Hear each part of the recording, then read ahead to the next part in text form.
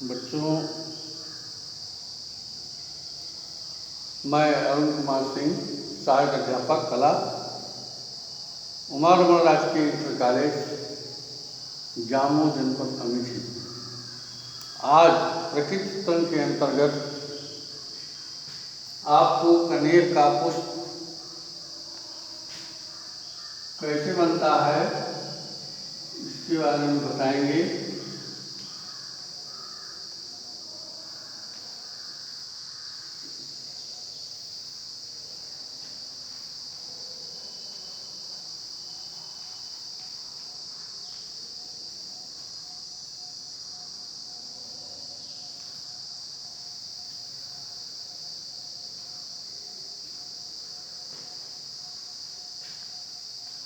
ये आपका प्रकृति चित्रण, इसके अंतर्गत हमें क्या बनाना है? कनेर का पुष्प, पत्ती, कलियां। तो आइए यहाँ पे हम देखते हैं कि कैसे बनाएंगे। सबसे पहले हम एक सीधी लाइन, हल्की सीधी लाइन खींचेंगे।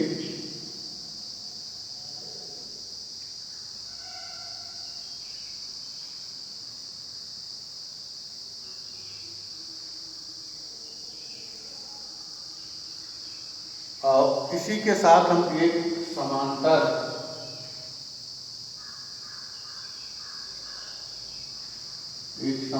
लाइन भी ऊपर से पतली और नीचे से थोड़ा मोटाई लिए हुए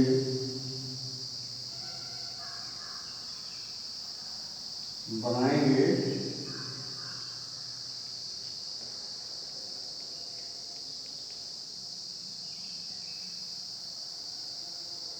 ये इसके आखिरी सिरे पे हम इस प्रकार की लाइन खींचते हुए इसको इस प्रकार प्रदर्शित करेंगे। इस लाइन को हम एक बार पुनः सुधार लेते हैं, हल्का गाढ़ा कर देते हैं, जिससे सभी बच्चों को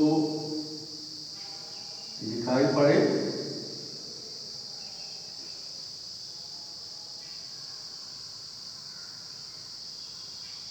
तो बच्चों, ये कनेर के पुष्प, कली और पत्ती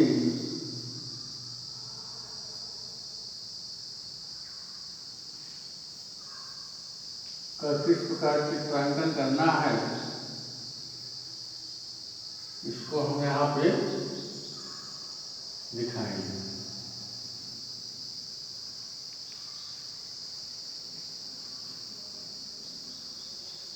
अब इसमें सबसे पहले ऊपर की तरफ छोटी छोटी पत्तियां जो बहुत ही कोमल होती हैं, बहुत ही छोटी होती है, फिर उससे बड़ी होती है, उससे बड़ी होती हैं, इस प्रकार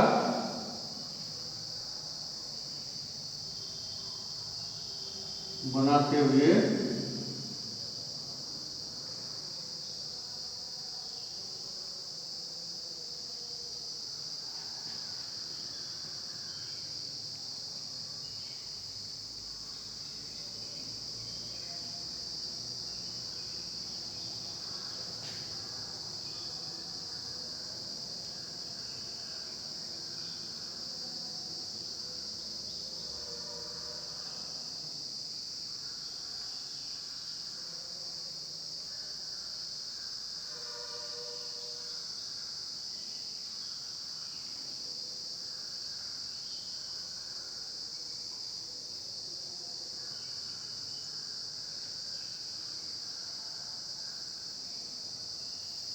बच्चों, इसकी जो पत्तियां होती हैं किनारे की पतली और बीच में ज्यादा चौड़ी होती हैं।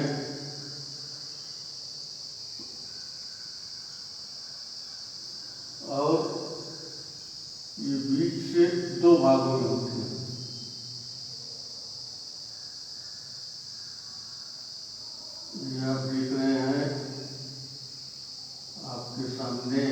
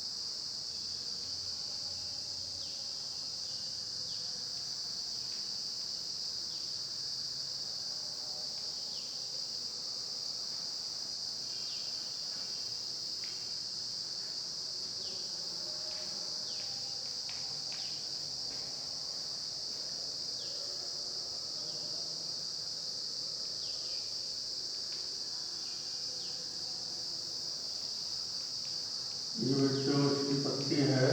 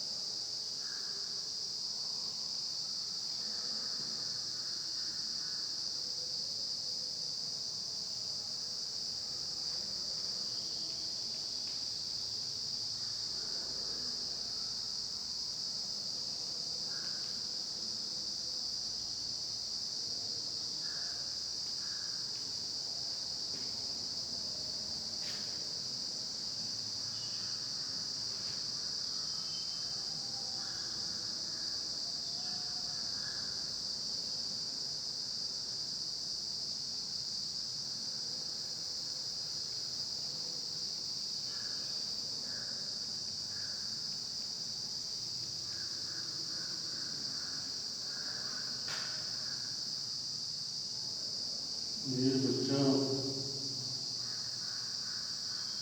आपके सामने कनेर का पुष्प लगभग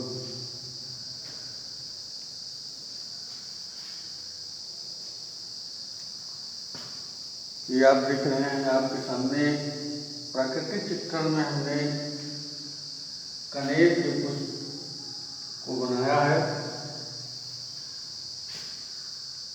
और इसमें बहुत ही ध्यान से पत्तियों को, पुष्पों को और इनकी कलियों को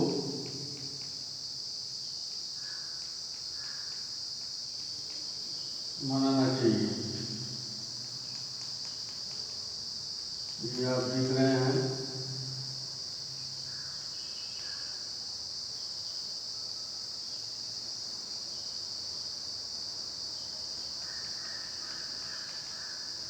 ये आपके सामने कनेर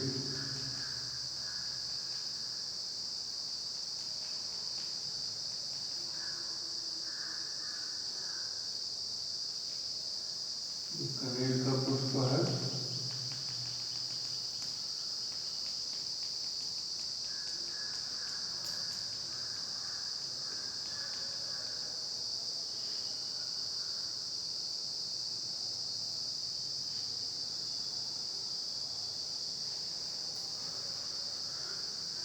ये देखिए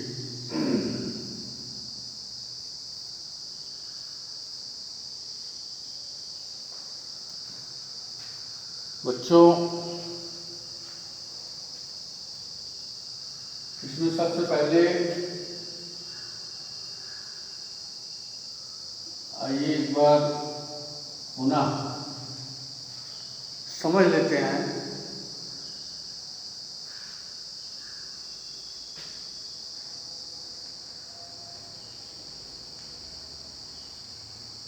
कनेर का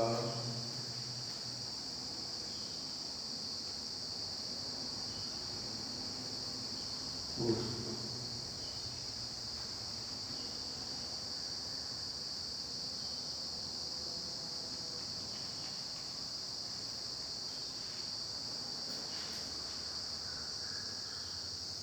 बच्चों, ये कनेर का पुष्प है और ये पत्तियां हैं, ये इसका डंठल है और ये इसका कटा हुआ भाग है। तो आइए एक बार इसके बारे में फिर से देख लेते हैं कि कनेर के पुष्प को किस प्रकार कैसे बनाया जाता है। सबसे पहले ये लाइन, सीधी लाइन आप खींचेंगे, उसके बाद दूसरी ऊपर से खींचना प्रारंभ करेंगे तो दोनों लाइनों के मध्य की दूरी थोड़ा थोड़ा बढ़ाते रहेंगे और बढ़ाते हुए नीचे तक जब आप आएंगे तो पर्याप्त दूरी हो जाए जिससे ये प्रदर्शित हो सके कि ये नीचे का हिस्सा ज़्यादा मोटा है और ऊपर का हिस्सा बिल्कुल पतला है। उसके बाद निचले वाले हिस्से को इस प्रकार से लाइनिंग कर देंगे जिससे ये प्रदर्शित हो कि निचला हिस्सा जो है, निचला भाग कटा हुआ है। उसके बाद ऊपर से जो बहुत ही मुलायम छोटी और छोटी के बाद फिर बड़ी पत्तियां मजबूत परिपक्व होती हैं उनको हम बनाना प्रारंभ करेंगे। तो सबसे पहले जैसे हमने इसकी ऊपर छोटी छोटी पत्तियों का रेखांकन किया, इसको आपने देखा, इस प्रकार से पत्तियों को बनाते हुए आएंगे। उसके बाद इसमें पुष्प ये हमने बनाया, एक इसमें कली है, पत्तियां इसमें कई हैं। पत्तियों को इस प्रकार सबसे पहले एक छोटी लाइन बनाएंगे, उसके बाद ऐसे पत्तियों को आकार देते हुए लंबी पत्तियां, उसके दो भाग और दोनों भागों में इस प्रकार लाइनिंग करते हुए इनको प्रदर्शित करेंगे। इसी प्रकार सारी पत्तियां बना ली जाएंगी।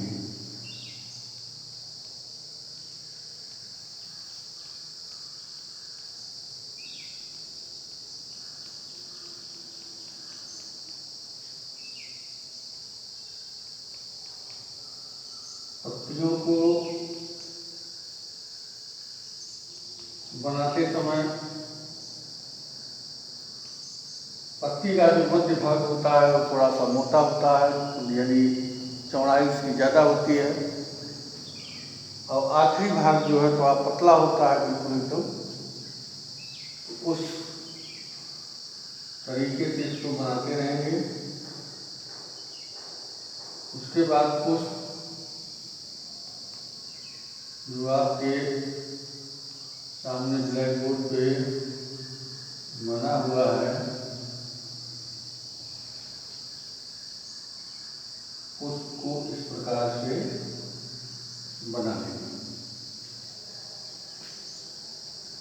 तो ये है प्रकृति चित्रण के अंतर्गत कनेर का पुष्प। बच्चों, आपने देखा होगा गांव में आसपास में कनेर के बहुत सारे पेड़ होते हैं और इसकी कई प्रजातियां भी हैं, जैसे पीला कनेर, लाल कनेर आदि कई प्रकार की जातियां पाई जाती हैं। तो यहाँ पे हम लोगों ने कनेर के पुष्प, पत्ते, डंठल आदि सहित चित्र का चित्रांकन यहाँ पे करना सीखा है। और यदि किसी प्रकार की इसमें कोई समस्या आती है तो आप पुनः जानकारी कर सकते हैं, आप पूछ सकते हैं। इसलिए बच्चों को सबसे पहले आप रफ काज को जिस प्रकार से बताया गया है, जहाँ से शुरुआत होनी है वहाँ से इसको आप प्रारंभ करिए, धीरे धीरे इसको बनाइए। बनाने में यदि कोई समस्या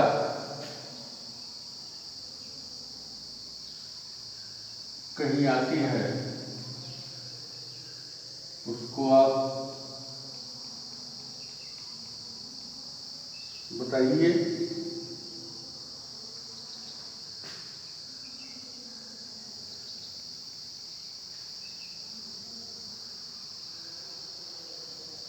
ये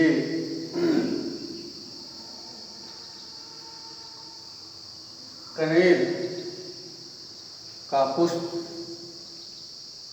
प्राकृतिक चित्रण के अंतर्गत किया गया है।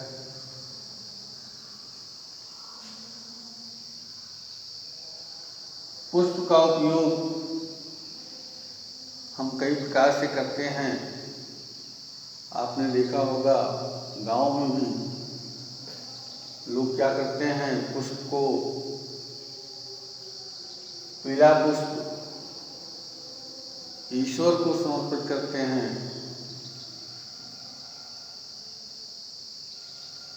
या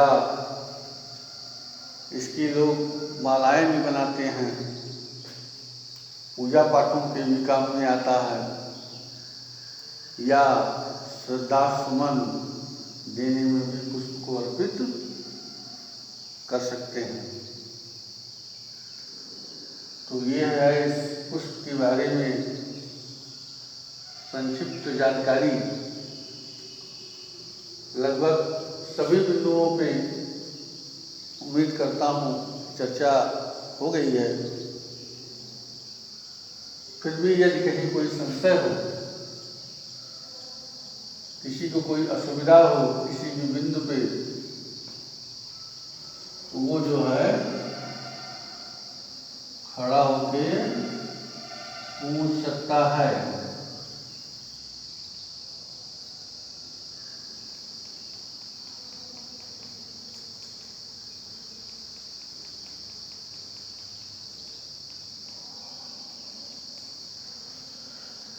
बच्चों, यदि आप निरंतर अभ्यास करते हैं तो अभ्यास से ये चीज़ें और भी बड़ी सुगमता के साथ आसानी से बनाई जा सकती हैं। इन्हें हम बना भी सकते हैं और बनाने में जो महत्वपूर्ण बिंदु हैं उन पे यहाँ चर्चा की गई। यदि कहीं कुछ शेष बचा हो तो उसके बारे में भी चर्चा की गई।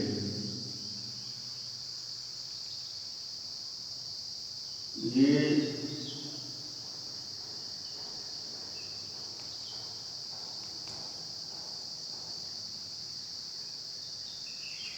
एक इसमें महत्वपूर्ण चीज है कि जब हम इस चित्र को बनाते हैं बच्चों, पेंसिल जिससे हम चित्रांकन करेंगे बहुत ही बारीक होनी चाहिए बनी हुई। अब बारीक बनने के साथ साथ उसमें एक बिंदु भी होना चाहिए। जिस प्रकार शून्य होता है, आपने देखा होगा, ये शून्य है, इतना बड़ा है। लेकिन पेंसिल जो होगी नुकीली वाले भाग के आखिरी छोर पे बिल्कुल बिंदु सा बनना होना चाहिए, उसको बनना चाहिए कि पेंसिल आप यहाँ रखें तो ये लगे कि एक छोटा सा बिंदु बन गया। उस पॉइंट या बिंदु वाले पेंसिल से हम सर्वप्रथम बिल्कुल हल्के हाथों से बनाना इसको प्रारंभ करेंगे। जब हमारे इच्छानुसार या हमारी कल्पना के अनुरूप हमारा चित्र जब उभर कर सामने आ जाए तो उसको हम क्या करेंगे, हल्का सा गाढ़ा यानी थोड़ा और दबाव डालकर पेंसिल पर उसको हम गाढ़ा कर लेंगे। जब आप हल्के हाथों से रेखांकन करते हैं उसमें कहीं कोई कमी रह जाती है तो दोबारा जब हम गाढ़ा करते हैं तो कमियां उसमें छिप जाती हैं। बच्चों, इसमें रेखांकन कोई भी चित्र या किसी भी चित्र का आप रेखांकन करें उसमें एक चीज का अवश्य ध्यान रखें, पेंसिल अनावश्यक न चलने पाए। और यदि चलती भी है, हल्के हाथ से चलेगी तो उसको छिपाया जा सकता है। रबड़ यानी पेंसिल की लिखावट को मिटाने के लिए जो हम रबड़ का इरेजर का इस्तेमाल करते हैं, तो वो बहुत कम होना चाहिए। यानी यदि इरेजर का इस्तेमाल ना हो तो चित्र या हमारा चित्रांकन जो हम करेंगे वो बहुत ही अच्छा होगा। इन कुछ बेसिक चीज़ों के साथ चित्र को बनाना प्रारंभ करना चाहिए